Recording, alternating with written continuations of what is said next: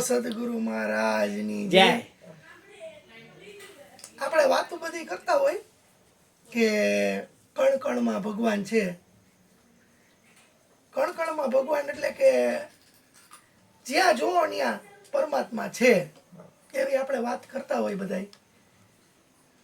જો ખરેખર એ જ રીતના હોય તો આ પૂજારી રહ્યા એ પૂજા કરે છે, તો એ કેની પૂજા કરતા હોય? જો કણકણમાં પરમાત્મા હોય તો પૂજારીની અંદર એ હોવો જોઈએ ને. તો પરમાત્મા પોતાની પૂજા કરે છે એવું થાય ને.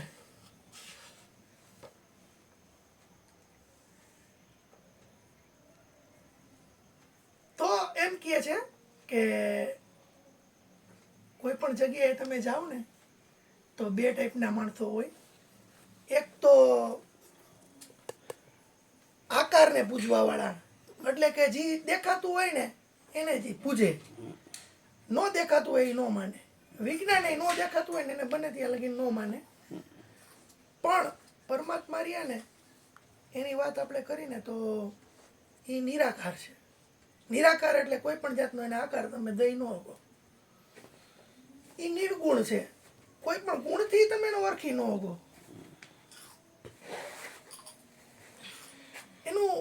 એનું કોઈ વર્ણન કરવું હોય તો વર્ણન તમે ન કરી શકો. તમે શબ્દાતીત કહે ને, શબ્દથી એને વર્ણવી ન કરો, તમે વર્ણવી જ ન શકો. તો જે આવી બધી વાતો હાલતી હોય ને તે કોક કે હું નિરાકારની પૂજા કરું છું, કોઈ કે હું આકારની પૂજા કરું છું. તો જે આપણે આવી વાત હાલતી હોય તે જે એમ કહેતો હોય કે હું નિરાકારને પૂજું છું, તો આપણે એને એક પ્રશ્ન કરવાનો થાય કે તું નિરાકારને પૂજતો હોય તો તને ખબર હોવી જોઈએ કે કણ કણમાં પરમાત્મા છે, કણ કણમાં ભગવાન છે, કણ કણમાં એનો વાસ છે. તો પછી એ મૂર્તિમાં કેમ તને નથી દેખાતો? જો ખરેખર બધાય હોય તો એ મૂર્તિમાં જ તને કેમ નથી દેખાતો? અને મૂર્તિ વાળો રહ્યો અને બીજે ક્યાંય નથી દેખાતો તો એને આપણે એક પ્રશ્ન પૂછવો પડે કે તો અહીંયા 25 વર્ષથી આરતી કરસ, આ મંદિરની અંદર તું પૂજારી તરીકે 25 વર્ષથી આરતી કરસ, 25 વર્ષથી આ પૂજા અર્ચના જે કાંઈ નિત્યક્રમ હોય એ બધું કરસ તું, તો જે માણસ અહીંયા મંદિરે આવે તે પહેલા પગથિયે પગે લાગીને અંદર આવે, પછી અહીંયા આ મૂર્તિની સામે પગે લાગે, તો પેલા ન્યા પગે લાગીને આવે, તો તને એની અંદર પરમાત્મા દેખાય? પેલા પગથિયાની અંદર દેખાય? કણ કણમાં જો પરમાત્માની ઝાંખી હોય તો તને અત્યારે આ મૂર્તિ રહી એ પથ્થરની જ બનેલી છે કે આરસની બનેલી છે કે સ્ફટિકની છે, કોઈ પણ વસ્તુની બનેલી છે, ચાંદી સોનાની અત્યારે બનાવે તો છે, તો તને જો અહીંયા પરમાત્મા દેખાતા હોય તો ન્યા એનું દર્શન થાય છે પેલા પગથિયે જ્યાં પગે લાગે? તો કે ના, ત્યાં નથી થતું. તો આવી રીતની વાત જે થાય ને તે બે વર્ગ જુદા પડે અને ખરેખર એ બેમાંથી એક રહ્યા ને એ ખરેખર પૂજા કરી શકતા નથી કે પ્રાર્થના ખરેખર કરી શકતા નથી. એને તમે એક રીતે જુઓ ને તો જે આપણે એમ કહી કે પૂજારી રહ્યો એની અંદર એનો અંશ છે અને સામે મૂર્તિ છે એની અંદર એનો અંશ છે. તો એ પરમાત્મા પોતે પૂજા કરે એવી રીતનું આપણે કહેતા હોય ને તો એ માર્ગ રહ્યો ને એ જ્ઞાન માર્ગ કહેવાય એને. જ્ઞાન માર્ગ રહ્યો ને એવી રીતનો હોય કે તમારી અંદર એક સમજણ આવી જાય કે સર્વત્વ ગમે ત્યાં તમે જોવો ત્યાં કણ કણમાં પરમાત્માની હાજરી છે, એ જ્ઞાન માર્ગ આવે. અને એ તમને સમજાઈ જાય ને એકવાર કે પરમાત્મા બધેય છે, ઈશ્વરની અનુભૂતિ બધેય છે. ઓલું એક ઉદાહરણ આની પહેલા એકવાર આપ્યું હતું કે તું જોજે કે તારી માથે કોકની નજર છે, એવી કોઈ જગ્યાએ વયો જા. અરુણ બાપુએ ઉદાહરણ આપ્યું હતું, એવી કોઈ જગ્યાએ વયો જા કે ત્યાં તને કોઈ જોતું ન હોય. તે ઓલા 4 જણા ગયા હતા, એમાં એક જણો રહ્યો ને પાછો આવ્યો કે મને એવી એકઈ જગ્યા ન મળી કે ત્યાં મને કોઈ જોતું નહોતું. એનો મતલબ એ થયો કે એને ખબર હતી કે બધે પરમાત્માની તો નજર છે જ બધે, કોક તો જોવાળું છે જ, ભલે ને તમે ખાંચે ખૂણે કોઈ રૂમની અંદર બાયણા બંધ કરીને હોય તોય તમને કોક જોવાવાળું છે. તો એવી કોઈ જગ્યા નથી કે ત્યાં પરમાત્માની હાજરી ન હોય. તો જે લોકો આ જ્ઞાન માર્ગે આગળ વધશે ને એ લોકો મંદિરે કે કોઈ મૂર્તિમાં કે કોઈ ફોટામાં એમાં પરમાત્માની ઝાંખી રહીને એ કરશે, પણ એના જ્ઞાનથી એને ખબર પડી જશે કે સામે છે ને એ જ હું છું, અને હું છું ને એ જ સામે છે. એટલે પડદા હે દ્વિકાર જો હટા કર જો દેખા તો મેં હી મેં હું સિવા કુછ નાઈ. તો પછી એમ કીધું કે તો પછી આટલી બધી આ રચના થઈ, આ સંતો મહાપુરુષો બધા મોટા મોટા જ્ઞાનીઓએ આ બધી જે રચનાઓ કરી છે મંદિરની, આપણા ધાર્મિક વેદાંતે કરી છે, તો એ શું કરવા માટે થઈને કરી છે? તો કે જેને ખબર નથી કે આ પરમાત્મા રહ્યા ને એ તું છો,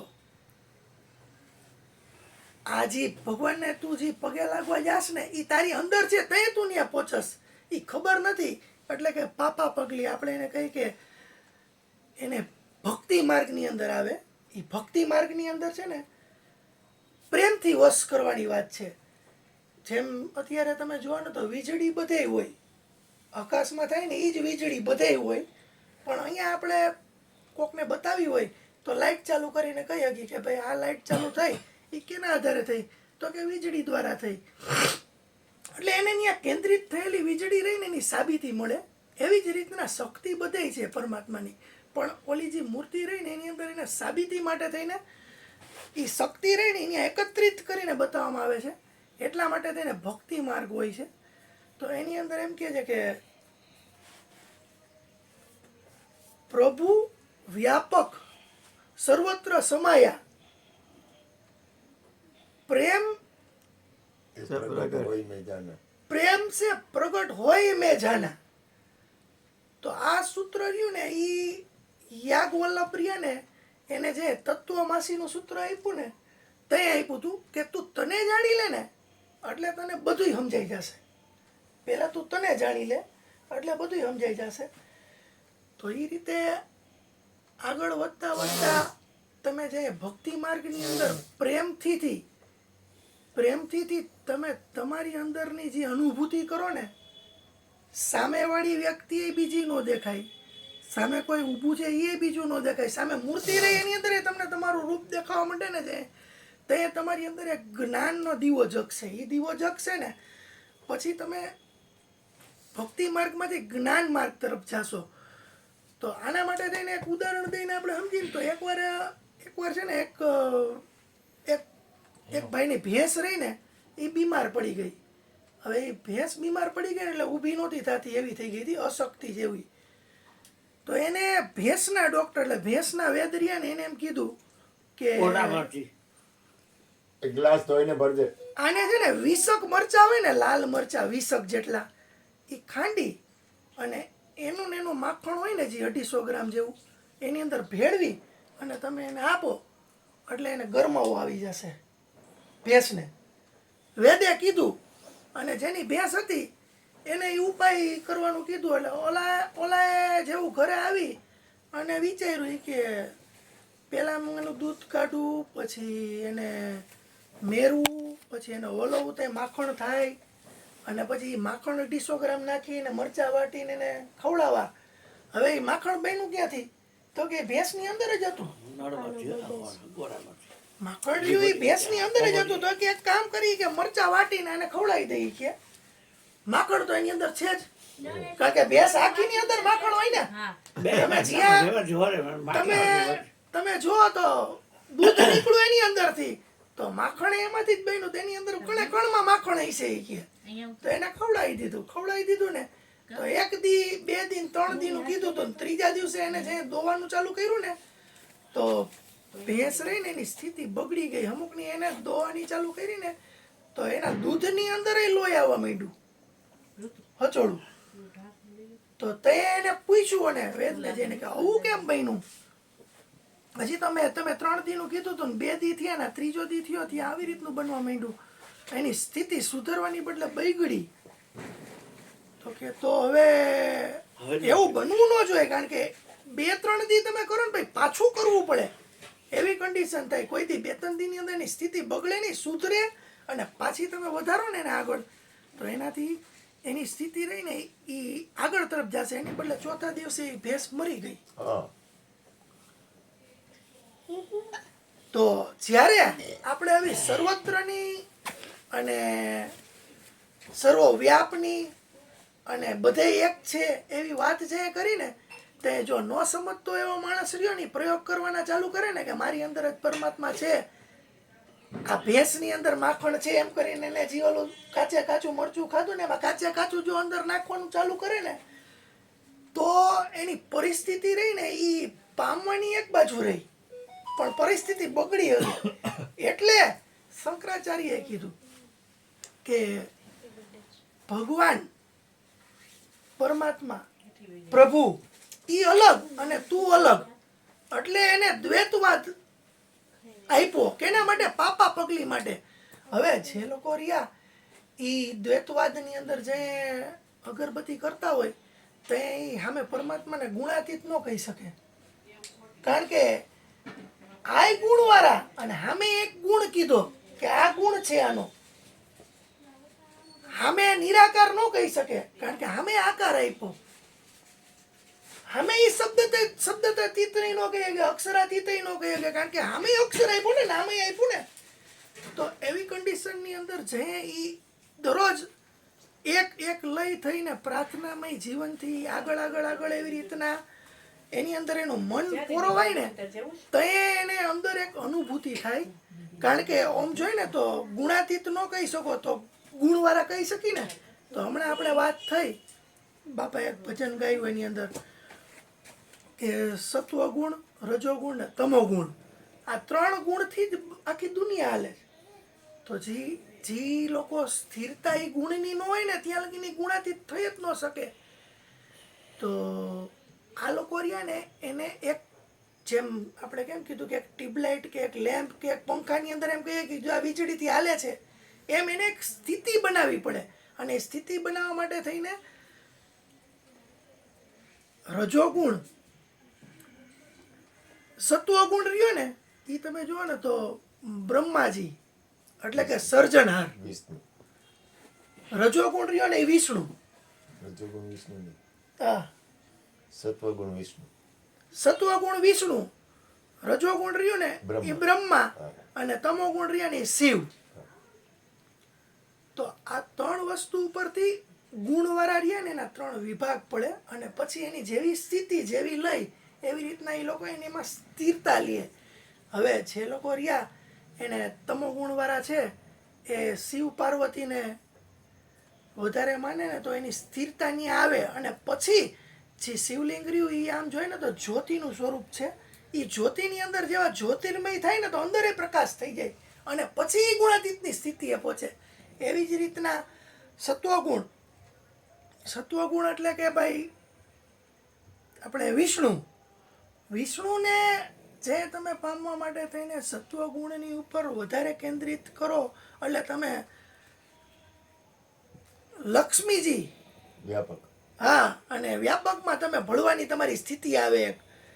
એ જ રીતના રજોગુણ, આ રીતના 3 ગુણ રહ્યા ને એની અંદર જઈ અને પછી બહાર નીકળે. પેલા અંદર જાય, પછી ત્યાં સ્થિત થાય, અને પછી પેલા ગુણવાન અને પછી નિર્ગુણ. કોઈ પણ ગુણ રહ્યા ને નિર્ગુણ એટલે કાંઈ નહીં ને પછી ગુણાતીતે પહોંચે. તો એવી સ્થિતિએ જે તમે પહોંચો ને તે તમારે એક એમ કહી શકો કે ખરેખર કણ કણમાં પરમાત્મા છે. બાકી બોલી દઈએ કે કોઈ સાંભળી લે એનાથી એ વસ્તુ રહી ને એ સિદ્ધ નથી થતી, પણ એની અનુભૂતિ જોઈ. અને એની અનુભૂતિ માટે થઈને પહેલાં તમારે બને ત્યાં સુધી છે ને જ્ઞાન માર્ગ તો સીધો લઈ જ ન હોગો, પહેલાં ભક્તિ માર્ગથી પ્રેમથી પામવું પડે. અને પ્રેમ પછીનું પગથિયું રહ્યું ને એ સીધું તમે આગળ એક સ્ટેપ આગળ વધો અને એનાથી તમે આગળ જઈ શકો. આ રીતે આપણે સંતો મહાપુરુષો સમજાવે છે વેદાંતરની અંદર. અને ઓલું જે આપણે દ્વૈતની અંદર હતા કે સામે જેની પૂજા કરી છે ને ઈ અને આપણે એ બે અલગ અલગ છીએ, એટલે દ્વૈત એટલે બે વસ્તુની વાત થતી હતી. અને પછી એ બે વસ્તુ રહીને એ એક થઈ જાય, અને એ બે વસ્તુ એક થઈ જાય ને એટલે પછી તમે જ પોતે છો, તમારા સિવાય કાંઈ નથી. એટલે અહમ બ્રહ્માસ્મિ એ લેવલે તમારું સ્ટેજ જાય ને એ લેવલે જઈને તમારું સ્ટેજ જાય ને ત્યાર પછી તમારે કાંઈ જાણવાનું રહેતું નથી, કાંઈ પામવાનું રહેતું નથી, કોઈ પણ વસ્તુમાં આગળ વધવાનું રહેતું નથી. કારણ કે જે થઈ રહ્યું છે બધું અહીંથી જ થઈ રહ્યું છે, અને જે થવાનું છે બધું અહીંથી જ થવાનું છે. અને જ્યાં જવાનું છે ત્યાં જ આપણે છીએ. પછી ક્યાંય જવાની જરૂર રહે છે? પછી ક્યાંય નથી કોઈ ગંગામાં નાવા જવાની જરૂર, કે નથી કોઈ પ્રયાગરાજ નાવા જવાની જરૂર, કે નથી ક્યાંય જવાની જરૂર. તમે જ્યાં છો ત્યાં જ તમારી સ્થિતિ બંધાઈ જાય. એટલે તમારી અંદરથી બધાય ગુણ રહ્યા ને એ ગાયબ થઈ જાય અને તમે ગુણાતીત થઈ જાઓ. બોલો સદગુરુ મહારાજની જય. અભિને કે તમે ક્યાં રહ્યો છો કે